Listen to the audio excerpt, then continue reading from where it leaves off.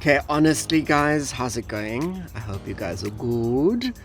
I love saying the name of this plant. This is Begonia maculata. I love saying it like this. Begonia maculata. Because that's the way Australians say it, I think. Please don't butcher me. But yeah, I just think it's a nifty name. It's really neat. And maculata actually means spotted in Latin. So that is where the plant gets its name from.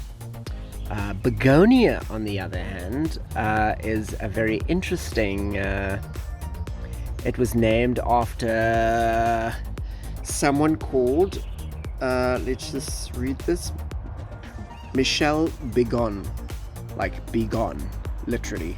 And the plant was actually named by Linnaeus in honor of that person. Whether it was male or female, I'm not really sure. You'll notice that it's got a red underside. This one is a bit droopy, right? Because this piece, it also grows in my house, and this piece was a bit droopy, and then it had two canes which I've cut off over there, and then I've cut the pieces up so that we can make cuttings from that. Okay, so I've literally cut them. You'll see just above the node there, and then I've also just cut. I'll show you the cuttings when we get to that. Okay, so this is another lovely indoor plant. Very striking colors. And I've got it in quite a big pot. I think it's about a 20 centimeter pot, possibly even bigger than that. And it is now beginning to replace where I've cut it. It's beginning to produce new shoots right there, you can see, and also over there.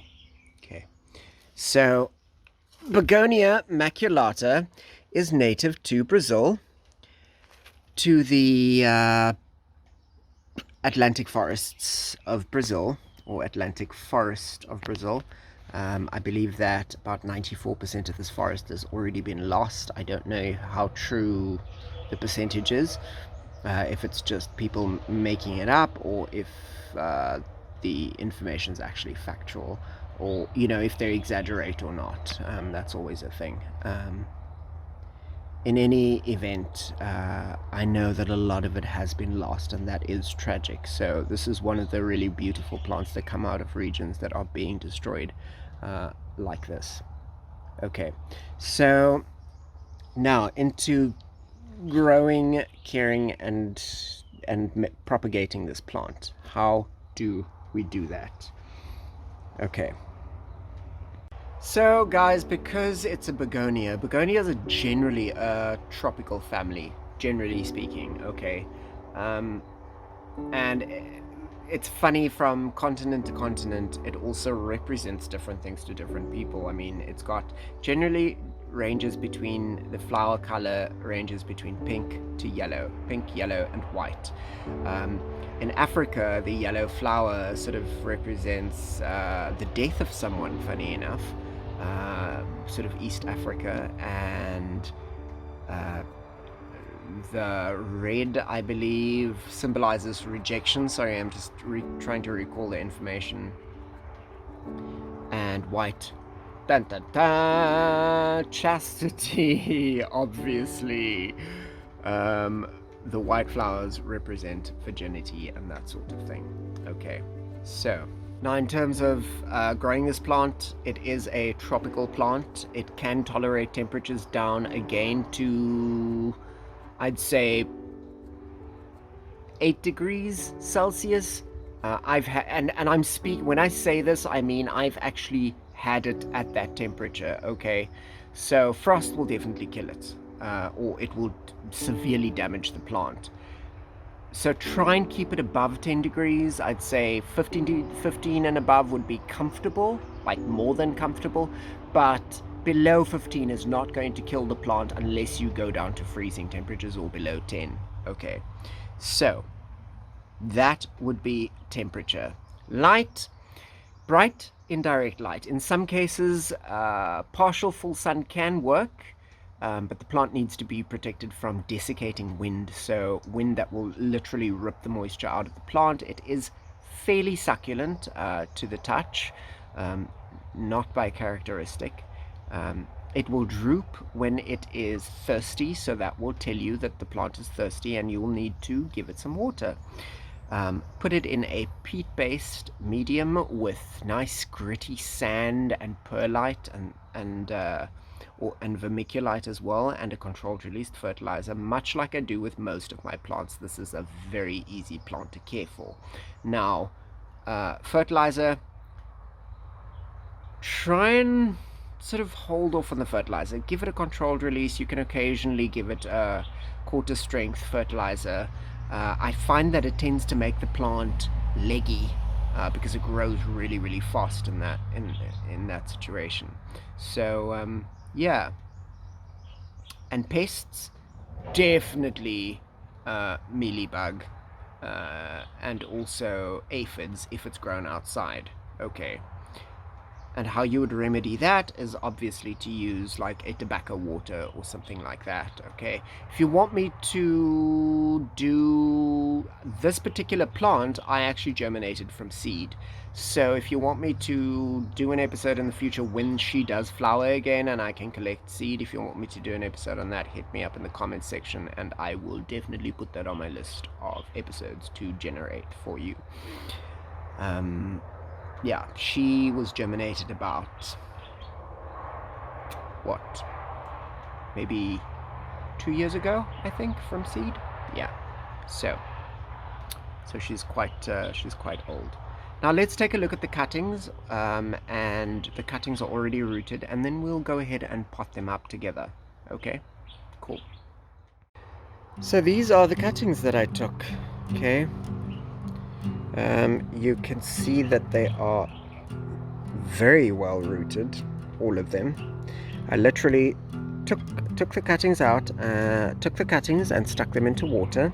Let's just set it down and I'll take one out for you real quick. Let's just show you one that has a nice amount of roots. Okay, let's try that one. Yeah, there we go. Okay, so you'll see I cut right below the node. Okay, the node again is this little thing here where you see a shoot emerging and some roots around the edges. Okay, and you've got a nice fully developed root system, well, adventitious roots coming out there. And then I've got, so 1, 2, 3, and the fourth node is right at the top. Okay, so sorry, I've got again blood on my hands. It's from killing aphids. So these cuttings are good to go. These we can actually stick into the ground, and we can make new plants from that, or pot them up and we can make new plants from that. Okay, you can still see the dust from having been in the house. Now, if you check my episode on Pilia cardiere, or the aluminium plant, which I will leave a link up here for you to have a look at that, because I'm actually filming on the same day. I even changed my t-shirt for you, which is ridiculous, but hey, this is the things we do, guys. It's the things we do, okay? Yeah, so I've got that, but if you want to check the growing medium and what I actually used, check out that episode, and this is the leftover of that growing medium. I haven't tampered with it, I haven't added anything to it, I've left it just as is. Because I said river sand with this particular plant, you can add river sand. I've already got perlite in here, so I'm not going to add river sand. I'm literally going to use the soil as is for these cuttings. Now we have got 1, 2, 3, 4, 5 cuttings. We'll need 5 pots, and I'll stick them in and give each of them their own pots. Okay, so I've got 5 pots. I counted 5 cuttings, which are right over there, right?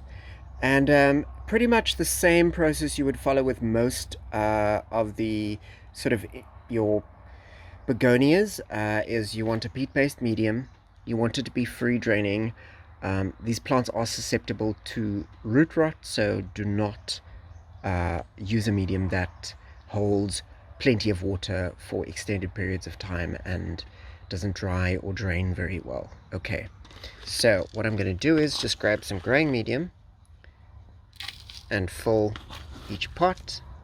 I'm using small pots in this case. Look, this plant it's quite a tall plant. It can get up to 1 meter high. Okay, so it is a very tall species, and that said, I will have to repot this plant again soon in this growing season. I'm sure of it.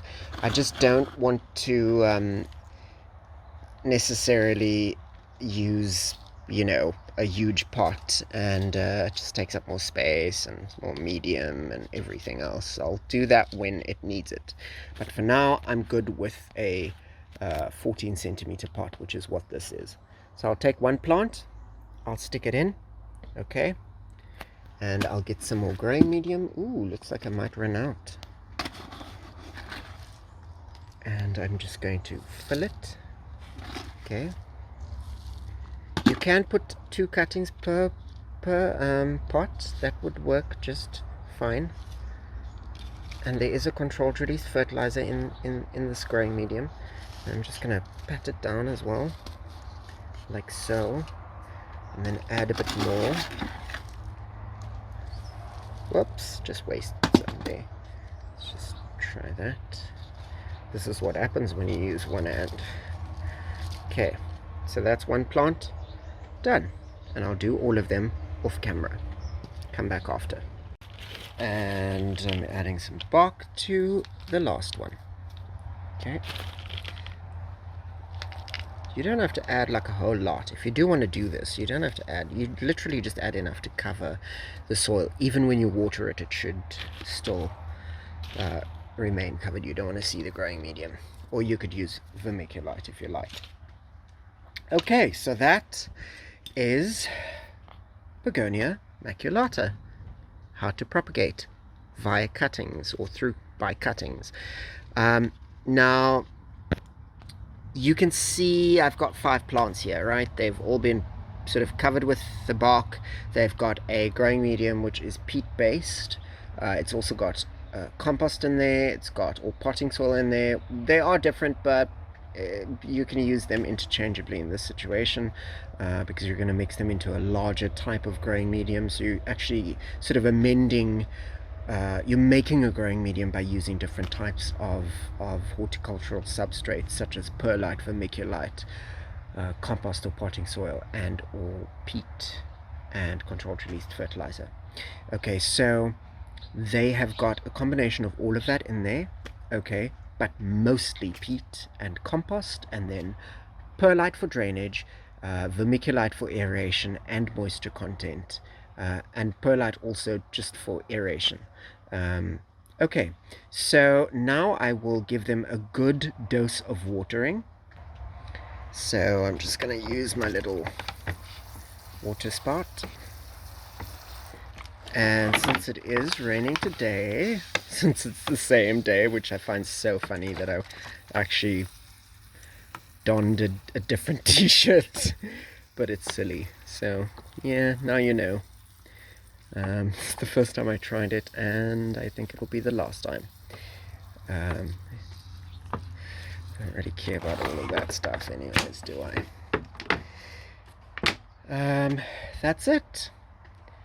All watered, and they will now sit out of direct sunlight and allow them to fully develop. Okay, so now they are all rooted and looking good, all potted up, and they've got roots, and you can see, you can actually see where I cut them, right? Because this is this pot has got a growing tip, so that's not, this is the tip cutting. This is also tip cutting. There were 2 pieces if you remember the mother plant, okay, and then below these 2 I managed to get that one, and that one. Okay, that one has got the least roots as well. So anyways, doesn't really matter. They are all good. They are all done. And and I'm hoping that you liked this episode, and if you did, please give us a thumbs up. Alternatively, subscribe to the channel if you haven't already done that, and I will catch you in the next one. Have a good growing season, you guys in the Southern Hemisphere, and enjoy the winter rest in the Northern. Bye for now.